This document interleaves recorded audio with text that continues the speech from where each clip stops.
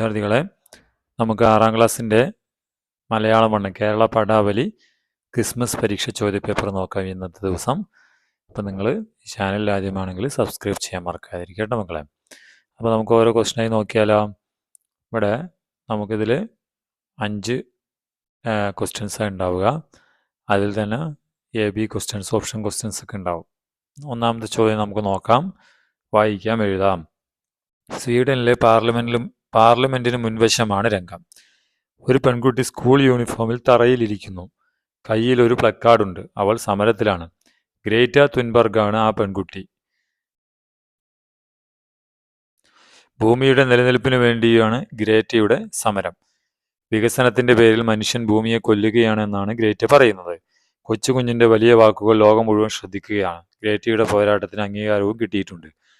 ബദൽ Nobel സമ്മാനമായ right livelihood award നൽകിയാണ് ലോകം അവളെ ആദരിച്ചത്. പാരഗ്രാഫ് വായിച്ചില്ല. ഇനി നമുക്ക് കുറച്ച് ചോദ്യങ്ങളുണ്ട്. സമരം ചെയ്യുന്നത് ആരാണ്? Greta Thunberg, livelihood Nobel, Greta ഗോബിൻഹുഡ്. ഏതാണ്? ഗ്രേറ്റ തുൻബർഗ് അല്ലേ? എന്തിനു വേണ്ടിയാണ് സമരം? യൂണിഫോമിന് വേണ്ടി, വികസനത്തിന് വേണ്ടി, പ്ലക്കാർഡിന് വേണ്ടി, ഭൂമിയുടെ നിലനിൽപ്പിന് വേണ്ടി. ഭൂമിയുടെ നിലനിൽപ്പിന് വേണ്ടിയാണ് തുൻബർഗ് എന്ത് ചെയ്യുന്നത്? സമരം ചെയ്യുന്നത് അല്ലേ? അടുത്തത്, മനുഷ്യൻ എന്ത് ചെയ്തു എന്നാണ് അവൾ പറയുന്നത്? അവൾ സമരത്തിലാണ്, തറയിലിരിക്കുകയാണ്. വികസനത്തിന്റെ പേരിൽ ഭൂമിയെ കൊല്ലുന്നു. ഭൂമിയെ സ്നേഹിക്കുന്നവരാണ് അവർ. ഏതാണ്? വികസനത്തിന്റെ പേരിൽ ഭൂമിയെ കൊല്ലുന്നവരാണ് മനുഷ്യന്മാർ അല്ലേ? പിന്നെ അടുത്തത്, താഴെ പറയുന്ന പ്രസ്താവനകളിൽ ശരിയായത് ഏതെല്ലാം? ഗ്രേറ്റയുടെ പോരാട്ടത്തിന് അംഗീകാരം ലഭിച്ചു. നോബൽ പുരസ്കാരം നൽകി അവളെ ആദരിച്ചു. ചെറിയ കുട്ടിയെ ലോകം ശ്രദ്ധിച്ചു. ഇതിൽ ഒന്ന് മാത്രമാണ് ശരി. 2 2 ശരി, 2 3 ശരി, 1 3 ശരി. ഏത് ശരി? 1 3 അല്ലേ? 1 3 അല്ലേ ശരി? നോബൽ സമ്മാനം കിട്ടിയിട്ടില്ല. നോബൽ സമ്മാനത്തിന് പോലുള്ളതാണ് കിട്ടിയത്. 1 3 ശരി.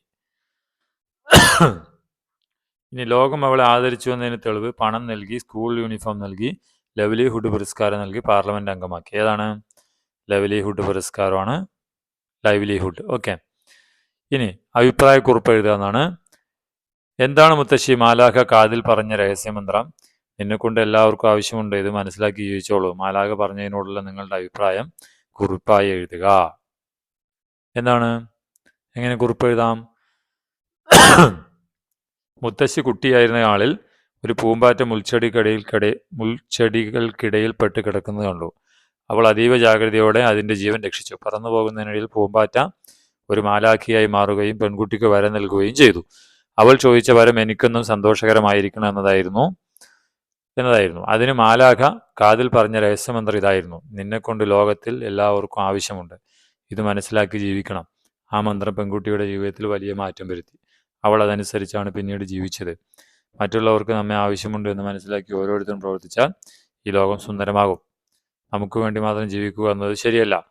നമ്മളാൽ കഴിയുന്ന സഹായം മറ്റുള്ളവർക്ക് ചെയ്യുക. കഷ്ടപ്പെടുന്നവർക്ക് നമ്മളാൽ കഴിയുന്ന സഹായം നൽകുന്നതിലൂടെ സന്തോഷം കണ്ടെത്താനാവും. അങ്ങനെ ഏതായാലും നമുക്ക് അഭിപ്രായക്കുറിപ്പ്. ഇതിൽ ബി, പെരിയാറിനെ വർണ്ണിച്ച് മൈന ഉപൈമാൻ പറഞ്ഞ കാര്യം എന്താണ്? ആറ്റിലേക്ക് ചാടുന്ന തവളകളാണ് ഞങ്ങൾ. ആറിലെ വെള്ളം വല്ലാതെ ഒഴുകിപ്പോകുന്നു. വെള്ളി അരഞ്ഞാണം പോലെ ഒഴുകുന്ന പെരിയാർ.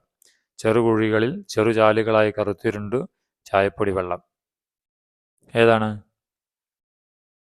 പെരിയാറിനെ കുറിച്ച് അവർ പറഞ്ഞത് വെള്ളി അരഞ്ഞാണം പോലെ ഒഴുകുന്ന പെരിയാർ എന്നാണ് പറഞ്ഞത് അല്ലേ? ഇനി മനുഷ്യരെ കുറിച്ച് നെഹ്റുവിന്റെ നിരീക്ഷണങ്ങൾ താഴെ പറയുന്നവർ ഏതൊക്കെയാണ്? മറ്റൊരു ജീവിക്കുമില്ലാത്ത വിശേഷ വസ്തുവായ മനസ്സ്. ആദ്യകാലം മുതൽ അന്വേഷണം ആരംഭിച്ചു. നശീകരണ സാമഗ്രികൾ സൃഷ്ടിച്ചത് ശാസ്ത്രത്തിന്റെ തെറ്റായിരുന്നു. ഇതിലെ 1 2 ശരി, 1 3 ശരി, 2 3 ശരി, എല്ലാം ശരിയാണ്. ഏതാ ശരി? ശരിക്കും ശരി 1 2 മാത്രമാണ് ശരി. അതായത് ഏത്? മറ്റൊരു ജീവിക്കും ഇല്ലാതെ അത്, പിന്നെ ആദ്യകാലം മുതൽ അന്വേഷണം ആരംഭിച്ചു. ഇത് 2 ശരിയാണ്. ഇനി 1 2 ശരി എന്നുള്ള ആണ് ഉത്തരം വരിക കേട്ടോ. അല്ല, 1 2 ശരി എന്നുള്ളത് ഏതാണ്? ഇതല്ലേ? ഇനി ചുവടെ കൊടുത്തിരിക്കുന്ന 3A 3B എന്നീ ചോദ്യങ്ങൾ ഏതെങ്കിലും ഒന്നിന് മാത്രം ഉത്തരം എഴുതുക. വിശകലനക്കുറിപ്പ്. ബാറ്ററി നിർമ്മിക്കാൻ പര്യാപ്തമല്ലാത്ത 50,000 വഴികളാണ് ഞാൻ ആദ്യം കണ്ടെത്തിയത്.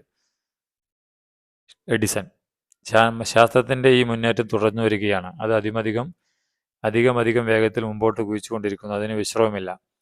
ജവഹർലാൽ നെഹ്റു ശാസ്ത്രത്തിൻ്റെ രീതികളെക്കുറിച്ചുള്ള രണ്ടുപേരുടെയും ഇത് ജവഹർലാൽ നെഹ്റു ആണ് കേട്ടോ. ശാസ്ത്രത്തിൻ്റെ രീതികളെക്കുറിച്ചുള്ള രണ്ടുപേരുടെയും കാഴ്ചപ്പാടുകൾ വിശകലനം ചെയ്ത് കുറിപ്പ് തയ്യാറാക്കുക എന്നുള്ളതാണ്. എങ്ങനെ എഴുതാം ഉത്തരം? ശാസ്ത്രത്തിൻ്റെ രീതിയാണ് എഡിസൺ വിവരിച്ചത്. എല്ലാ പരീക്ഷണങ്ങളും ഒറ്റയടിക്ക് വിജയിക്കില്ല. ഒരുപാട് തവണ ചെയ്യേണ്ടി വരും. പലപ്പോഴും പരാജയപ്പെടും. അതിലൂടെ ചില പുതിയ മാർഗങ്ങൾ തുറന്നു കിട്ടും. പിന്നെയും ശ്രമിക്കുക.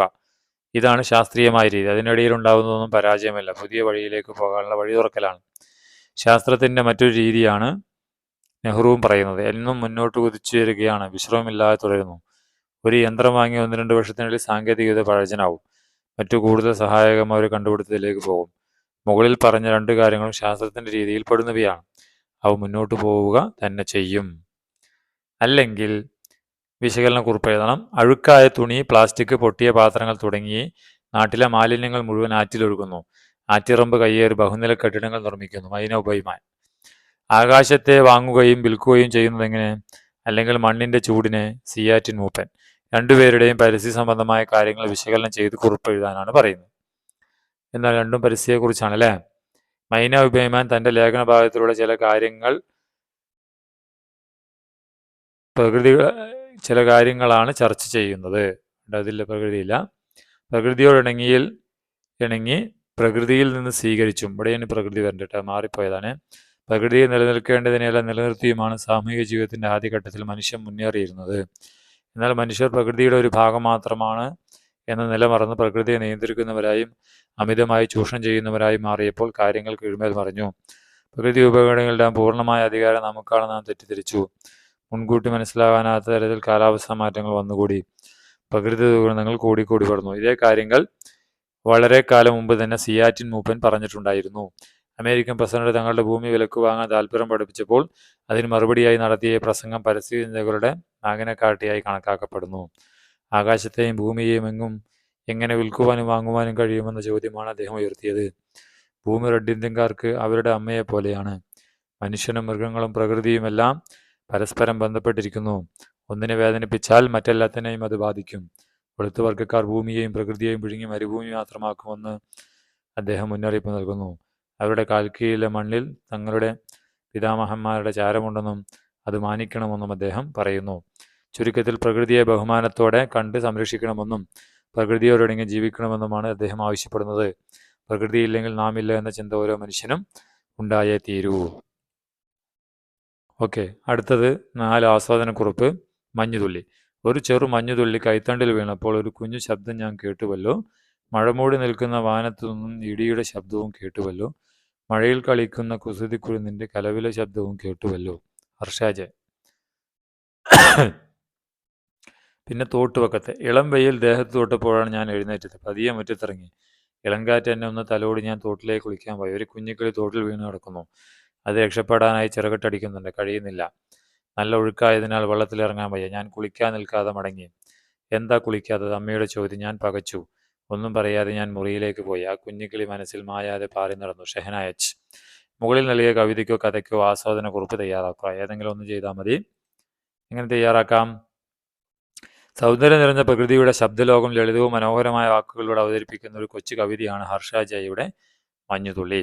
ചുറ്റുമുള്ള ലോകത്തെ കൗതുകത്തോടെയും ശ്രദ്ധയോടെയും നോക്കിക്കാണുന്ന ഒരു മനസ്സിൻ്റെ ഉടമയാണ് കവയിത്രി എന്ന് ഈ വരികൾ സാക്ഷ്യപ്പെടുത്തുന്നു.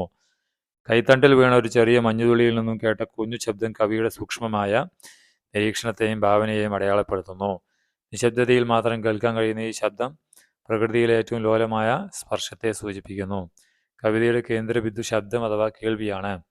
മഴമൂടി നിൽക്കുന്ന വാനത്തു നിന്നും കേട്ട ഇടിയുടെ ശബ്ദം പ്രകൃതിയുടെ ശക്തിയും ഗാംഭീര്യവുമാണ്. ഇത് ലോലമായ മഞ്ഞുതുള്ളിയിൽ നിന്ന് വ്യത്യസ്തമായി പ്രകൃതിയുടെ രൗദ്രഭാവത്തെ ഓർമ്മിപ്പിക്കുന്നു. ഇത് പ്രകൃതിയിലെ ശബ്ദങ്ങൾക്ക് മനസ്സിൻ്റെ സന്തോഷവുമായി എത്രത്തോളം ബന്ധമുണ്ടെന്ന് പറയുന്നു.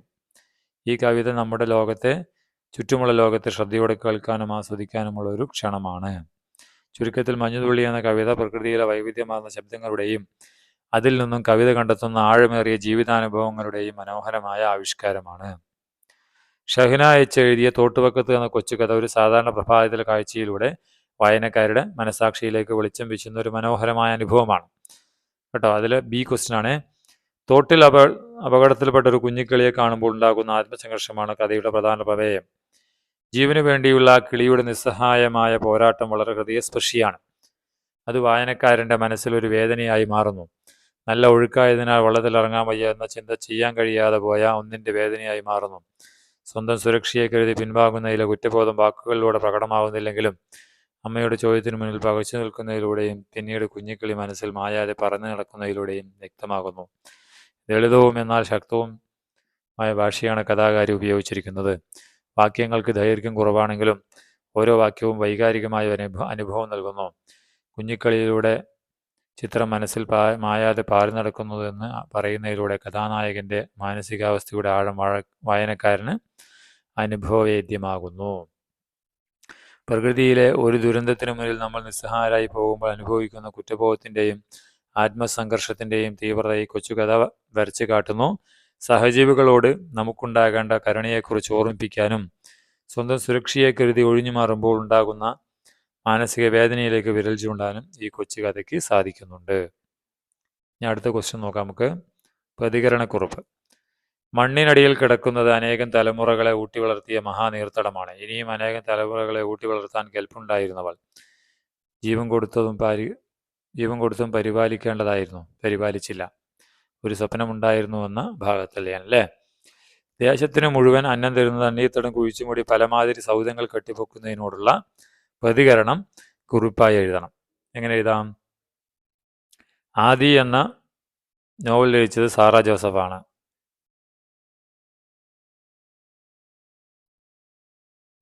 ആ നോവലിലൊരു ഭാഗമാണ് ഒരു സ്വപ്നമുണ്ടായിരുന്നു. ദേശത്തിന് മുഴുവൻ അന്നം തന്നിരുന്ന തണ്ണീർത്തടത്തെ മണ്ണിട്ട് മൂടി അവിടെ പുതിയ സൗധങ്ങൾ പണി കഴിപ്പിക്കുന്ന മനുഷ്യൻ്റെ സ്വാർത്ഥമോഹങ്ങളെയാണ് ഈ നോവൽ ഭാഗത്ത് വരച്ചു ചേർത്തിരിക്കുന്നത്. എണ്ണമറ്റ സസ്യങ്ങളുടെയും ജീവജാലങ്ങളുടെയും ആവാസ വ്യവസ്ഥയാണ് നമ്മൾ ഇല്ലാതാക്കുന്നത്. പ്രകൃതിയുടെ താളം തെറ്റിക്കുന്നതിലൂടെ നമ്മൾ കാലാവസ്ഥാ മാറ്റങ്ങൾ ക്ഷണിച്ചു വരുന്നു. വികസനം വേണ്ടേ? തീർച്ചയായും വേണം. എന്നാൽ ജീവൻ നിലനിർത്തുന്ന പ്രകൃതിയെ ബലി കൊടുത്തുകൊണ്ടുള്ള ഏത് വികസനമാണ് നമുക്ക് ആവശ്യം? തലമുറകൾക്ക് അന്നവും വെള്ളവും നൽകാനുള്ള കരുത്തുള്ള ഒരിടത്തെ നികത്തി താൽക്കാലികമായ ഭൗതിക സൗകര്യങ്ങൾക്കായി ഉപയോഗിക്കുന്നത് വരാനിരിക്കുന്ന തലമുറകളോടുള്ള കൊടിയ വഞ്ചനയാണ്. നിങ്ങൾ കെട്ടിപ്പൊക്കുന്ന ഓരോ സൗധത്തിനും അടിയിൽ നിലവിളിക്കുന്നൊരു തണ്ണീർത്തടമുണ്ട് എന്ന സത്യം നമ്മൾ തിരിച്ചറിയണം. നമ്മെ പോറ്റിയവളെ സംരക്ഷിക്കാൻ ഇനിയെങ്കിലും നമുക്ക് കണ്ണു തുറക്കാം. നിയമങ്ങൾ കർശനമായി പാലിക്കപ്പെടട്ടെ. പ്രകൃതിക്ക് വേണ്ടി ഓരോ പൗരനും ശബ്ദമുയർത്തട്ടെ. കാരണം നാളത്തെ തലമുറയ്ക്ക് അന്നം കൊടുക്കേണ്ട ഉത്തരവാദിത്വം നമ്മുടേതാണ്. ഇനി ആറാമത്തെ ചോദ്യം. ജീവിതത്തിൻ്റെ ഏത് തുറയെടുത്താലും ശാസ്ത്രം ലോകത്തിൽ വിപ്ലവകരമായ മാറ്റങ്ങൾ വരുത്തിയിട്ടുള്ളതായി കാണാം.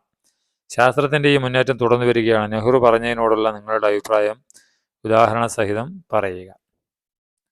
നെഹ്റുവിൻ്റെ കാഴ്ചപ്പാടിനോട് പൂർണ്ണമായും യോജിക്കുന്നു. ശാസ്ത്രം ലോകത്തിന് വിപ്ലവകരമായ മാറ്റങ്ങൾ വരുത്തിയിട്ടുണ്ട് എന്നതിലും ഈ മുന്നേറ്റം ഇന്നും തുടരുന്നു എന്നതിലും സംശയമില്ല. പണ്ട് ഒരുപാട് മനുഷ്യത്വം അവതരിച്ചിരുന്ന ലോകങ്ങളെ ഇന്ന് ശാസ്ത്രത്തിൻ്റെ സഹായത്തോടെ നിയന്ത്രിക്കാൻ കഴിഞ്ഞു. പോളിയോ പോലുള്ള രോഗങ്ങളെ ലോകത്ത് നിന്ന് തുടച്ചു നീക്കുന്നതിൽ വാക്സിനേഷൻ പ്രധാന പങ്കുവഹിച്ചു. ഇൻ്റർനെറ്റ്, സ്മാർട്ട് ഫോണുകളും വന്നതോടെ ലോകം ഒരു വിരൽത്തുമ്പിലായി. ജെറ്റ് എഞ്ചിനുകളുടെ കണ്ടുപിടുത്തം വിമാനയാത്രയെ വേഗത്തിലാക്കി. ആധുനിക കൃഷിരീതികൾ, മികച്ച വിത്തുകൾ, വളകൾ, കീടനാശിനികൾ എന്നിവ ഉപയോഗിച്ചാണ് ഭക്ഷ്യോൽപാദനം. ശാസ്ത്രത്തിൻ്റെ ഈ മുന്നേറ്റം ഒരിക്കലും അവസാനിക്കുന്നില്ല. ഇന്ന് നമ്മൾ കൃത്രിമ ബുദ്ധി, ബയോടെക്നോളജി തുടങ്ങിയ പുതിയ മേഖലകളിൽ വിപ്ലവകരമായ മാറ്റങ്ങൾക്ക് സാക്ഷ്യം വഹിക്കുകയാണ്. മനുഷ്യൻ്റെ ജീവിത നിലവാരം ഉയർത്തുന്നതിൽ ശാസ്ത്രത്തിനുള്ള പങ്ക് അനിഷേധ്യമാണ്. നെഹ്റുവിൻ്റെ കാഴ്ചപ്പാട് കാലാതീതമായി നിലനിൽക്കുന്നു. ഓക്കെ, ഇത്രയാണ് ക്വസ്റ്റ്യൻ പേപ്പർ. മക്കൾ ചാനൽ ആദ്യമാണെങ്കിൽ സബ്സ്ക്രൈബ് ചെയ്യണം കേട്ടോ. കൂട്ടുകാർക്കൊക്കെ അയച്ചു കൊടുക്കുക. നമുക്ക് വീണ്ടും കാണാം. Thank you.